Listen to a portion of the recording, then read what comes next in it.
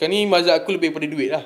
So Alhamdulillah, aku kena buat kerja-kerja marketing, kerja-kerja dapatkan leads.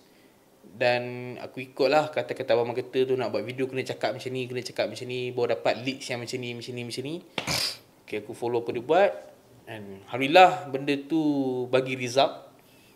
Dan Alhamdulillah sampai sekarang pun, sekarang ni dulu aku kejar berapa unit tu tau. Dulu aku kejar berapa unit terjual.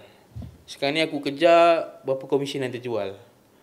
Contohlah, kalau ada yang satu unit 10,000 dengan satu unit 2,000. Better aku buat kerja yang untuk close 5 orang daripada aku nak kena close 20 orang untuk dapat hasil 5 orang tadi.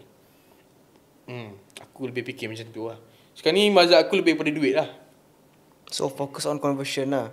Aku fokus on commission yang besar dan fast com. Tapi yang penting aware lah. Kalau kata tak jadi benda tu, saut je lah. Yang mana commission 2,000, 3,000 tu saut je. Yang penting banyak dan cash flow tu lancar.